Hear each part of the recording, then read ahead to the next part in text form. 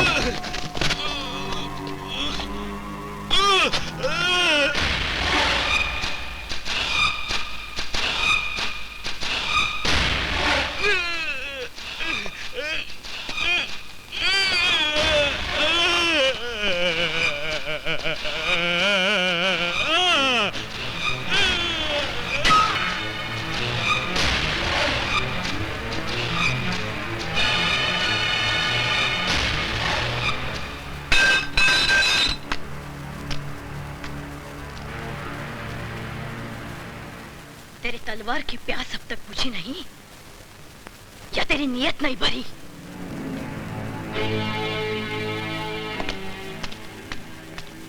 ए बहन, मुंह खोलने से पहले कुछ सोचना चाहिए। जानती नहीं वो कौन है? मुझसे ज्यादा इसे और कौन जान सकता है? ये मेरे पति का कातिल है।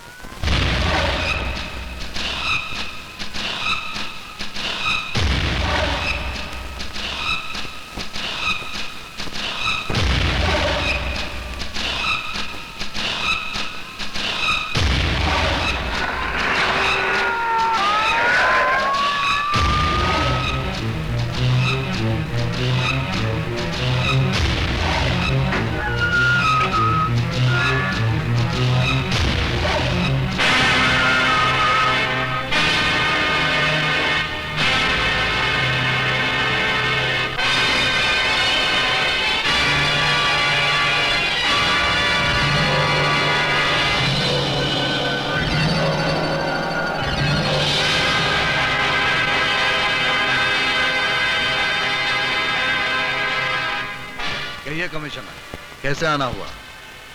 तुम्हें वार्न करने। तुम अपने जुर्मों का साम्राज्य बंद कर दो, वरना जिन रास्तों पर तुम्हारा साम्राज्य चलता है उन्हें वीरान कर दूंगा मैं। जो खुद वीरानों में जिंदगी गुजारते हों उसे वीराने की धमकी मत दो कमिश्नर।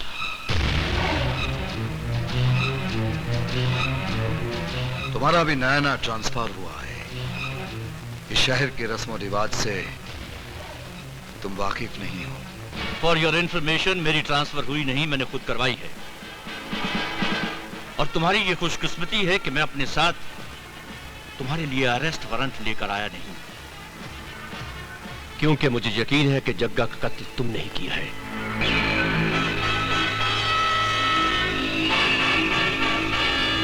तो फिर गिरफ्तारी में देरी क्यों? इसलिए कि तुम जैसे मुजरिम ये अच्छी तरह से जानते हैं कि सिर्फ पुलिस की गवाही अदालत मंजूर नहीं करती, और लोगों ने तुम्हारे खौफ से अपनी जबानों पर ताले लगा रखे हैं। आपकी मजबूरी पर वाकई अफसोस हो रहा है कमिश्नर। कारतूस तो है आपके पास मगर पिस्तौल नहीं। मेरे फर्ज में इतना फौलाद है देवा कि उसमें पिस्तौल भी बन जाएगी और हथकड़ी भी। आज से मैं तुम्हारे जुर्म की हुकूमत पर आसमान की तरह मंडलाता रहूंगा।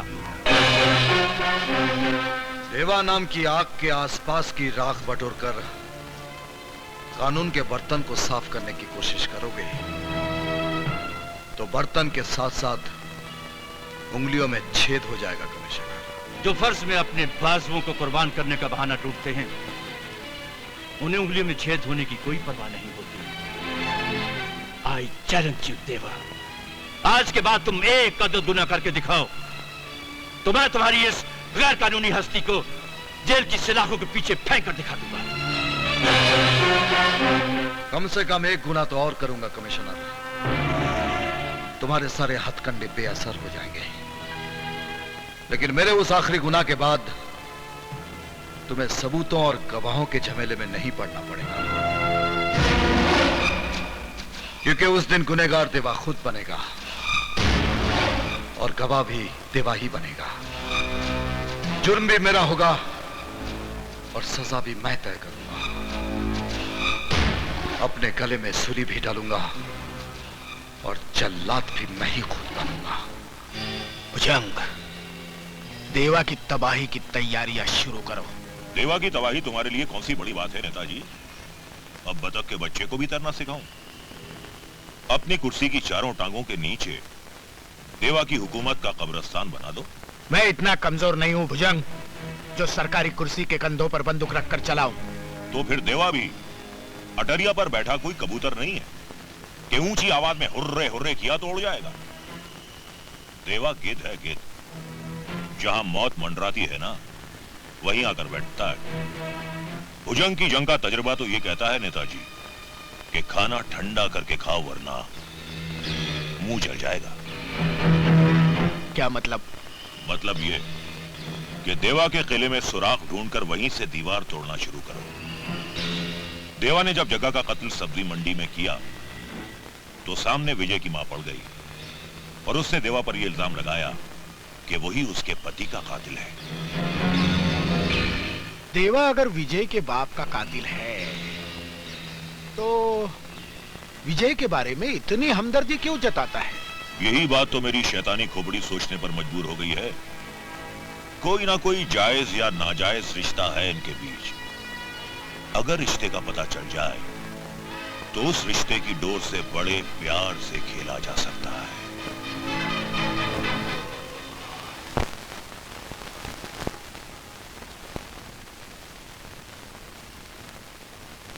प्रशांत मेरा आदर्श था। जब उसकी हत्या हुई तब मैं यहाँ नहीं था, वरना उस कातिल को कानून से ऐसी सजा दिलवाता कि अदालत भी थर्रा उठती। आपके कानून ने उस कातिल को कितनी सजा दी है?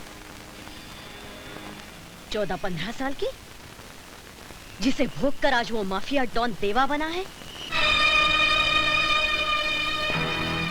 लेकिन बहन जी, लोगों में चर्चा है कि देवा विजय को अपनी परछाई बनाता जा रहा है। देखिए, मैं विजय को लोगों से ज्यादा जानती हूँ। मैंने विजय को बचपन से दूध कम और देवा नाम का जहर ज्यादा पिलाया है। तो फिर देवा विजय के मामलात में दखल क्यों देता है? शायद प्रायश्चित कर रहा हो।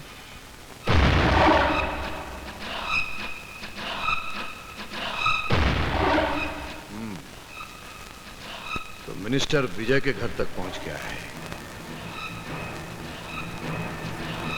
जग्गा की मौत उसके गले से नहीं उतरी, इसलिए बस्ती के जरिए मुझ तक पहुंचने की कोशिश कर रहा है।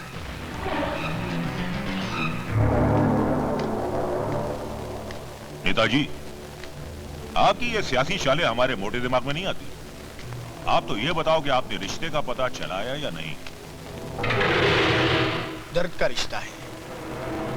मेरी सियासी खोपड़ी कहती है कि विजय और उसकी मां के गर्दन पर तलवार रख दी जाए तो देवा घुटनों के बल मेरे सामने आ जाएगा। तो फिर देर किस बात की है? शतरंज की बिसात भी बिछी हुई है और अपने पास मोहरे भी है। चलो चाल और दे दो मात, बना दो दोनों को कुर्बानी का बकरा।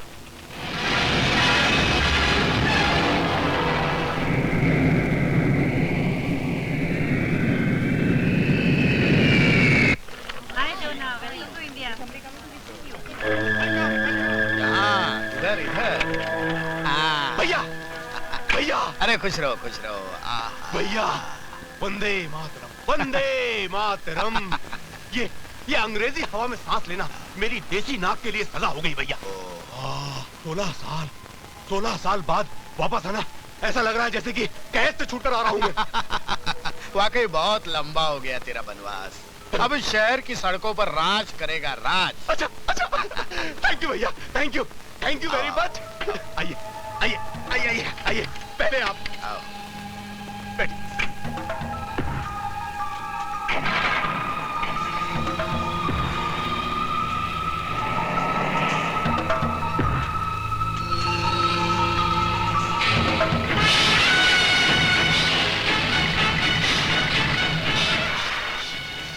रोड क्यों ब्लॉक किया? चल पीछे कर। गाड़ी बंद हो गया साहब।